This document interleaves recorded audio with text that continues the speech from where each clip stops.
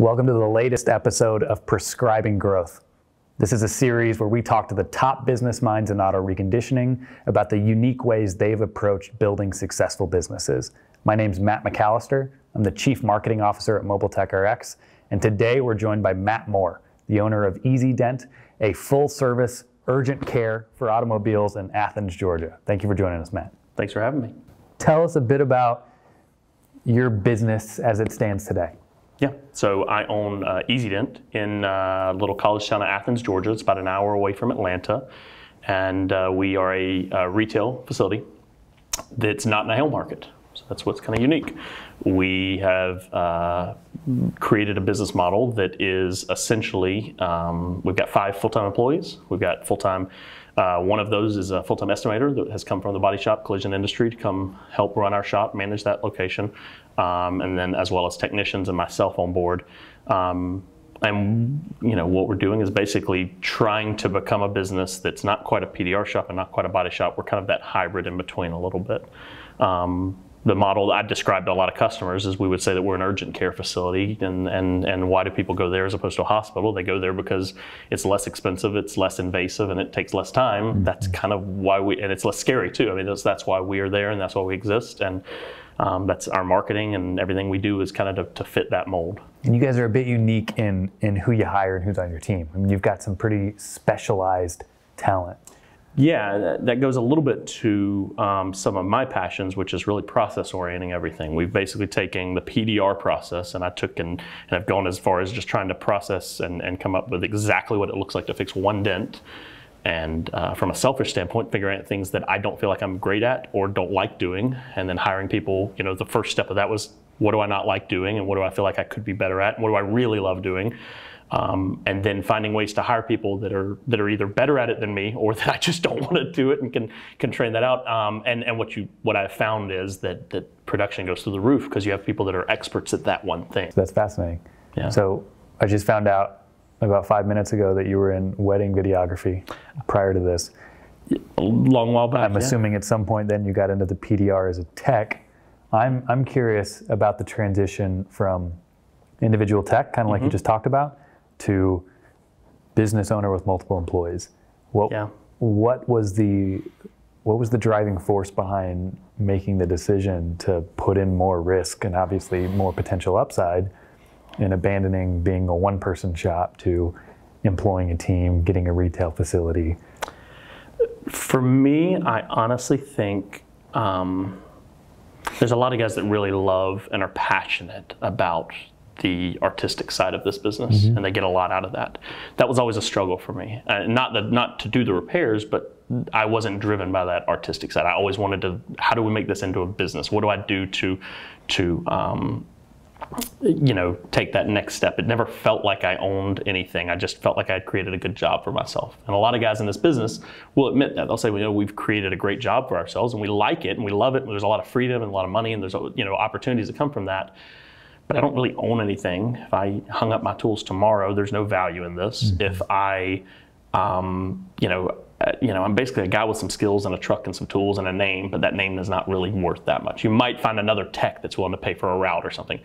And I just didn't think long term that was going to be something that drove me. I honestly found myself getting bored of work, and that's sad to say, but I felt like I was going to lose my mind and go a little crazy just being by myself doing dents out of the back of my truck. And that's, you know, and so for me, I started thinking and trying to figure out what it looked like to take the step and to create a real business out of my skill that I could do. And so that went back to process orienting. I read a few business books that were you know, instrumental towards that really helped to open my eyes to the realization that the E-Myth is one of them. Michael Gerber, a lot of guys have read, but it basically made me realize that if I'm a restaurant owner, I don't need to be cooking and serving and cleaning bathrooms and doing marketing and accounting. I needed to basically stay in a lane and do that well, and then hire others that have different skill sets that are probably better than mine and different values, and hire them to do the jobs that are there. And then build a culture that makes it where people, when they come on board, you're constantly building their value. How many years between tech and? So I was a tech for 11 to 12 years. And then I decided that I wanted to own a business, and I could not. A lot of guys will do this, they'll bring on a guy and they'll have a route and do that, but I was not doing a lot of wholesale. I was almost exclusively retail at that point. I'd given up most of my routes. We were really selective. We did a lot of body shop work and we did a lot of marketing. We did, I really had a passion when we did it for that. I like building the brand and the value, and I felt like in the wholesale world it was all about who's the cheapest, whereas with the retail there was a lot more nuance to it. It was a lot more about relationships and quality, and kind of, you get a lot of repeat customers once you've earned their business once. So for me, when I wanted to go into that lane, I felt like opening a shop was kind of the next frontier of this business. That's, for a lot of guys 7 or 8 years ago, going into retail was kind of where they started taking their business. They realized the potential, and they realized what they're doing to their bodies, doing only wholesale, and retail was kind of the next frontier for a lot of guys. And I felt like shops were going to be kind of the next step, the next logical step. A lot of that has to do with the ability, now that we're pushing the limits with technology of tools to do bigger and more complex things. There's a lot of things that a lot of jobs that when I'm mobile, I'm losing to a collision center, when with the right facility, I can probably take that on, right? So if we're taking things apart and leaving it apart for 2 or 3 days, or we're waiting on supplements or dealing with insurance, those are things you can't do in someone's driveway, right? So if somebody was currently a tech, thinking about what's next, in the same position you were at, I'm sure, questioning, am I just going to do this by myself for the next 25 years? Yeah. What do they need to consider? You have to figure out, I would say, and the guys I've given advice, I would say, figure out what you really want. If you just want somewhere with your name on it to work when it's cold outside, then go for that. But that's different than owning a business, right? You can own a shop without owning a business, and so if it's owning a shop just to maybe I'll work on a few less jobs that are a few bigger money. You can do that in a lot of different ways. You can do that in the back of your house. I mean, I have a close friend who has a shop in the back of his house and does a lot of work out of it, and has insurance that comes there, and you can do that absolutely. But if you're trying to make the shift to owning a business, you have to realize that it is not something that you're ever going to be able to do on your own. But for me, so when we opened up the shop, I felt like to open a shop and to have a full, real facility, it wasn't just about working when it's cold out or working when it's raining. And it wasn't just about doing big jobs. It was also about working at a higher, having a higher production ability and doing faster, more, and then process orienting the work to be able to do that. So I immediately hired my first 2 employees the first day we opened the shop. Did you recruit them before opening the shop? I recruited them. Yes, there was a recruiting process to bring on a few specific roles, and that could have been a couple of different ways. At one point, there was a potential to bring on just another tech that could do that. And basically the idea is, if I'm not there, I need someone to estimate cars, right? If I'm paying all this overhead and marketing, I need someone who's there when I'm not there. The route that I felt like made the most sense was, initially I brought in someone who's an estimator, and then I brought in someone else who's an R&I technician. There's 15 different steps, and those are just very broad, right? I went through and circled the ones that I felt like I could train someone to do and feel confident trusting them to do it. And I narrowed it down to essentially from day one, my hires, and then by the end of a couple of months, I had it to where my only 2 process of that 14-step process was, I did all of my initial marketing, because I love marketing, and at the time I was doing all the pushing of the dents, and that's it. Those are the only 2 roles I'd done. So I'd created processes in place and hired people to execute all those other processes for the repair. And that's basically the steps we took. We believed in it, and I took risk and took those steps. I mean, that's a significant amount of overhead to take with no revenue for a new venture. That's true. I mean, to yes, that's have true. a facility, 2 new hires on day 1, with what I'm assuming is nothing but projected revenue. It is. It's projecting revenue based on, because we were already, I would say this, if you're wanting to do something like this, especially, then your clients are going to be retail. You need to be running a retail-based business now. If you're running a wholesale route and then you go out and try to open a shop, it's going to be a huge jump. Sure. So for me, I was doing somewhere in the range of about 75 to 80% of my money was coming from retail already. And so I was able to project that was all going to stay, and then potentially some, on top of that. And, that was a good ground game for us as well. We kind of knew where we were. We knew what our marketing cost and looked like and budget was at the time. I've always been someone who spent a lot on advertising. I always believed in AdWords and educating. Which also long-term is so much more valuable than just attempting to compete on price every day. Exactly. Yeah. From what I've seen, and tell me if you agree, it seems like much of the industry, their advertising or their marketing, if you will, is that I will have the lowest price. And if I don't, tell me and I'll give you the lowest price. Yeah, that's essentially, I've never lived in a high hail prone market, but in wholesale, that's what you're selling is you're selling some dependability, but you're also selling that I can do it for $5 cheaper per panel, right? When you get into these hail markets, it becomes much more so because the potential revenues are so high. And then there's the idea that we can lose so much opportunity on this one and make it up in volume. It's just kind of a race to the bottom at that point. And that's a model that exists, and there's a lot of people that do that. But I mean, we've always said that when you can go to Outback and get a burger, or you can go to McDonald's and get a burger, and one's going to cost you $10, one's going to cost you $1. They're both burgers. They both exist in the market, and there are people who are willing to pay for them. We would rather have the $10 burger customer than the $1 burger customer. How did you educate yourself on the financial side of this? It's one thing to know spend versus income.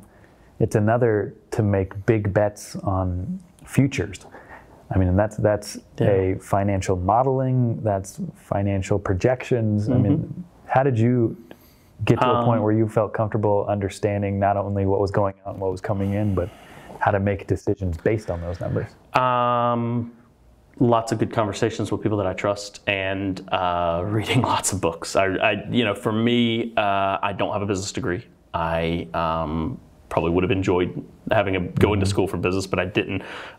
So a lot of mine, some of it's trial and error. Some of it, I have a mindset, and I really believe that as a business owner, the worst thing you can do in the world is tread water. I tell this to my shop manager and my estimator, and if you are treading water, what's the one thing that's guaranteed? You do that long enough and you drown, right? You get eaten by a shark or you drown, right? And so I feel like in business, the view, and this is a little nerdy, but the view I give is that we're treading water and we're surrounded by fog and we have no idea where land is. But the wrong answer is always to sit still. And so we do things like we go in a direction and we probe. And even if it's the wrong direction, now we've got data that we learn from, and we know that was the wrong direction, and we go in a different direction, and we adjust course, and we go so for me, sitting still is never an option. And so I think some of that you just learn a lot of your business, your marketing, your how to project and how to what to expect from having educated guesses on things, learning from those failures, trying. Because this is kind of a new arena, I really feel like it would be nice if somebody handed me a handbook and said, this is how to do this. I think you're writing it. Trying. We're trying. So you talked about marketing a few times. Yeah, a little bit. I'm interested in, what did your marketing look like 10 years ago versus what does it look like now? What happened in between? Okay, so I started this business. When I got into it, I was doing all wholesale, all dealers. I had one account that represented roughly 35-40% of my income was one account. And I walked in the door one day and they said, hey, sorry, we're going in-house. No notice. And I said, that's a note, the guy went to training, we're doing it in-house. And this has been told a dozen times. Okay. And as most people would know, that didn't ever work out. They actually ended up bringing our company back in down the road. But at that moment, when I walked out the door feeling defeated, I have a young wife, and we're just in this place. I said, basically, I can't ever afford, from a business end, to put myself in a position where someone else can come in and be $5 cheaper than me, or somebody in a boardroom can make a decision that affects me, that I have zero control over, and then all of a sudden I can lose 40% of our revenue in one day. That's a way too volatile a position to be in. I think just through a series of combination of this happening with this one account, plus listening to some other guys talk about their successes in retail, I kind of just, it seemed to be that was the way to gain control. Because again, then I'm gaining, my brand is there, and then I sell that brand or that service to one guy, and that person now in their head and their Rolodex and their phone and their business card and their cup holder and their glove box, that I stay with them. And it doesn't matter if somebody comes along for $5 cheaper, because what do you hear? He says, he's my den guy, or he's my guy. And I felt like that put me back in control of that. And so then it's just a matter of how hungry and how creative I can be, right? So we went down that road. I invested heavily in the website rebranding. I redid, that was at that point that I went in and rebranded our logo, changed everything with that. Felt like that was something that was worth investing in if I really wanted to go down that road. You know, for me, it was important. I trademarked everything we have. I went down that road as well. We then started basically heavily pushing marketing. We started spending, again, AdWords dollars was something I wasn't spending before. I jumped all in on that. I kind of have like two speeds. It's like 5 miles an hour and 100 miles an hour. Were you running AdWords yourself? I was not building. I worked with someone. I tried for a while and didn't see the results I wanted, and so I partnered with a company that I trusted. It was important, and we did always kind of a partnership where I would talk about what I felt like was the right direction, and then let him do some of the more behind the scenes work, and then I would write copy for things. We started developing again landing pages at that point. Those are, you know, that was, gosh, 7, 8 years ago, something like that. That's another early investment you made. Is Yeah. Just the brand and the marketing side. Brand marketing, again, we built landing pages then that rank #1 now as a landing page in other people's markets because we just did it right. And we did it, you know, we took risks that we didn't see any payoff from for 5 years, right? So with marketing, with branding, with a business, it's not going to be, I mean, that's the hardest thing I think that would be to learn, and it was probably the most difficult for me to learn at that point. How do you make big bets? How do you understand that there are things out there that you maybe can't picture doing long term or seem really hard to do if you decide to double down on it, but you still got to try it? Because big swings, there is such thing as incremental growth, which is absolutely valuable, which is I'm a professional marketer, have been my whole career. Evergreen growth is what we're all chasing, right? Can I predict dollars in revenue? If I can predict that, that's evergreen growth. Yeah. It's hard to grow really successful businesses without also taking big swings on top of that. And sometimes you got to do things that are a bit scary, that aren't as predictable, that might not scale, but have an opportunity to make a big impact. Yeah, but every home run swing is a higher likelihood of a strikeout too, right? Of course. But it looks beautiful when it hits it, and nobody remembers the strikeout. It's all your fault when it doesn't. Yeah. So you have to be willing to do that, and you can't let one victory or one failure dictate your value to yourself or to the market, because you're going to have people, you come to MT, people are going to pat you on the back for that one thing they saw you win, but they didn't see the 7 failures, or if you swing and miss failure, huge blundering mistake, they're going to be snickering behind your back when that happens too, and you have to be okay with that, and you have to be, I believe in what I'm doing and this is the right way to do, and it's not about them, it's about myself, it's about my team, it's about my family. We had one of the most impactful moments in my career was around 2 years ago, and I've told this story a couple of times. We were at our shop, and so we opened in October. This was probably December, about 2 months in, maybe 3 months in. So we're sitting there at the shop, and I had a 9 a.m. appointment, an 11 a.m. appointment scheduled. 9 a.m. no call, no shows. 11 a.m. calls me at 10:55 and says, "Hey, sorry, I'll have to reschedule." So I'm sitting there in my desk at this nice shiny glass desk, looking at this nice shiny Mac computer, at a calendar, empty, nothing going on. And I've got this nice shiny office and this overhead that I'm spending money on, and all the only noise I can hear in the world is ding, ding. And that's my 2 employees in the back playing ping pong on my dollar. And I seriously said, what the hell have I done? What in the world have I gotten myself into? And I had this moment where I freaked out, and it was, I don't do panic attacks, but it felt like a panic attack. And that fear of failure, and then just leaning into it and diving into it, and just letting it kind of wash over me, made me more emboldened and empowered to make steps and take steps that can end with failure, because I know that failure is just not that bad. That is that mentality. Yeah. Is tough, and I don't care what industry you're in. Yeah. There's an entrepreneurial mentality, which generally comes with being comfortable with taking risks. And there's the alternative, which can be more risk averse and in some cases more secure, potentially less upside. Yeah.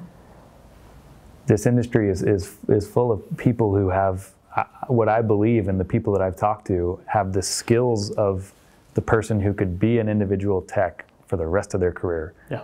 And not just be fine, make a ton of money doing it, but people who have this incredible passion to do something more. How do you take the first step? How do you overcome that fear? And I think both in two ways. Mentally, how do you take the first step? But also, I'm curious, like, actually, what is the first step you took? So the physical first step I took was convincing my wife to get on board with it. How'd that conversation go? It wasn't, hey, I'm doing this tomorrow and I'm taking on all this risk and debt and whatever. It was just being vulnerable and real that this was for my career. I mean, people in business do this all the time. Honey, I've got to make this move, right? And you weigh the options and you weigh the risks and you do that. In the PDR, I've never had to do that. That was the first real career move that felt like it was outside of getting into the business. This was the first kind of move that felt like it had the most impact on my family. And as someone who doesn't chase hail and that kind of thing. So talking her through the reasons, talking her through the vision, talking her through the cost, both financially, but also the time it takes me to do this. If I'm expecting others to take a chance on me, I need to take a chance on myself. If I'm expecting someone else to leave their job to come work for me, I mean, my shop manager left a high-paying job at a body shop, estimating, doing all these things, to come work for a much riskier place, but he feels more alive doing it. He feels more empowered. He feels like he's learning more and is part of a team that really cares about him. And that's what we wanted to create, was that culture of people that wanted to be a part of it. So for me, it was about shifting a little bit of like, all right, if this is what I want, then what are the things that a business owner has to do? So your model is retail shop with specialized team, urgent care, handling more than just PDR. So right now, our model, we currently offer wheel repair, window tinting, paint protection film. We've partnered with local companies to do that. Companies that, again, specialize in the skill, but kind of hate dealing with customers. So we handle takeoff parts. We had one the other day that was a bumper came in with a big hole in the front bumper. And 2 years ago, I would have said, yeah, sorry, that's got to go to a body shop. And we went in and basically wrote it up, scanned it, came in, wrote up an estimate, looked up parts, replacements, ordered bumper, ordered washer fluid reservoirs, ordered fog lights, all the things you have to do, ordered all the parts, got the bumper in, subcontracted a painter the paint at a body shop to actually paint it, so they'll warranty the paint. Came back, installed it, my R&I technician installed, did all the labor, and so we're making good money on that job. Our process is going to be very similar to a collision center. We're just going to be outsourcing the paint, but we'll handle all the other things in-house. We'll warranty it. We'll be the ones that you hold accountable, and they like that because we had a good reputation and because we had, again, invested in everything from reviews to just explaining what the process is really well, to having my shop manager there to make the customer feel comfortable and at home. So what does the growth plan look like for that model? Is it more services? Is it more markets, more shops? To me, the model that makes sense would be to open up a similar model in more markets. Again, while also starting to add more of those services, but doing it in more markets. Because even though we're not in the hail business necessarily, we'd be dumb not to scale when that happens and put ourselves in a position to handle that. How do you define success in 5 years? For me, as long as we were growing our quality and our standards and our customer interactions and what the brand stayed, the integrity of that stayed well, I love the idea of growing. I don't feel like there's a ceiling that I feel comfortable ever giving myself at that point. I think the inspiration you provide is that there are more than one way to go tackle growth. Yes. You do not have to isolate yourself as just a retail or wholesale, or just auctions or retail, or there's a creative approach that is available for people in this industry to think about the service they offer. Whether that service is just PDR, whether it's multiple services, whether that's in your garage or in a retail shop. Ultimately, the smartest people in this industry are thinking about customer service. And how do I solve a customer's problem regardless of what that problem is? I think your hiring plan, your marketing is unique. And I think that's where, We're excited to talk to you, and we're excited to share what you've done and what you believe in with the rest of the industry, because I hope it opens some eyes. You're going to succeed if it's something you love doing, or you're going to have a higher level of success if it's something you love doing. And I would say lean into the parts of that you love, and don't try to be something you're not. Or if there's parts of your job you don't love, then start thinking about what it looks like to bring other people on to that. And there may be even guys that don't love other people, so that's not the right fit for them. But for me, that was it. Well, thank you for joining us, Matt. Thank you. Thanks for having me. We appreciate it. Thanks again.